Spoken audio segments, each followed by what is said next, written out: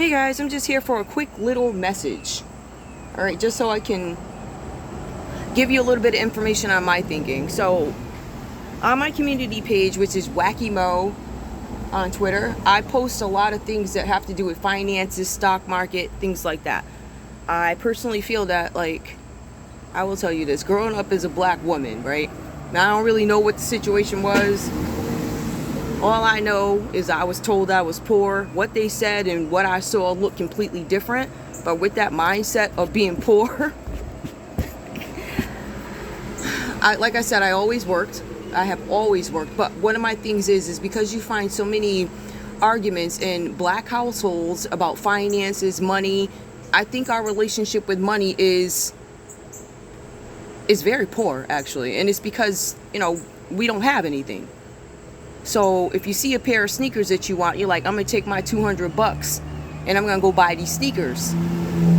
Right? And I understand the thinking behind it. I do. But we have to think a little bit more long term. All right. We have to think way more long term than that.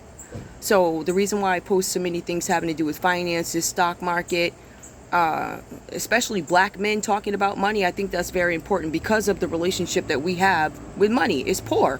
So my point is, when you get bigger figures, huge financial figures on TV, that's who we associate with and listen to about money.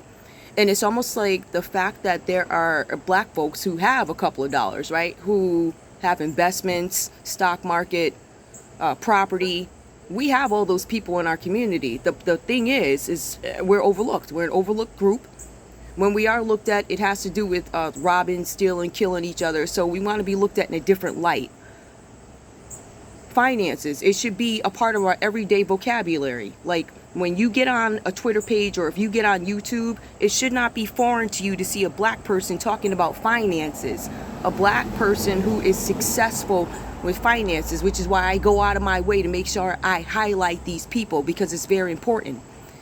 When you think of money, you should not just think of a Caucasian figure or an Asian figure. You should also think black people, because we have quite a presence financially. So I want to highlight that. So that's why it is my goal to make sure I keep people of color, especially on my pages, where it becomes every day that you understand that we deal with money every day, and it's not always a poor relationship. We could have a better relationship, as could anybody else. Hold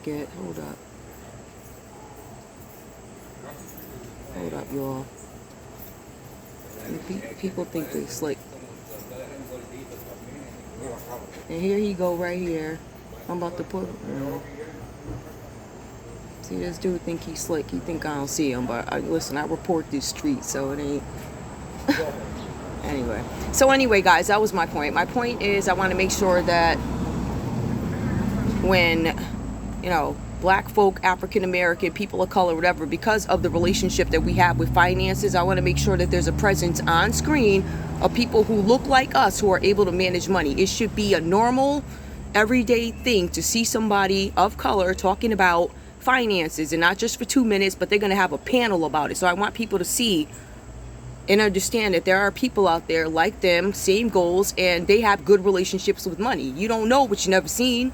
Right? So if at the house all they talk about is fighting over sneakers and food and all this other stuff, know that there's a better way. You do not have to spend your last $200 on a pair of sneakers, because that $200, if you invest part of it, that's what the point is. So I love you guys. All right, just please keep that in mind. When you see that, it is to change our thinking. It's the images. You got all these young brothers, middle-aged brothers, all talking about money, and I want everybody to see that.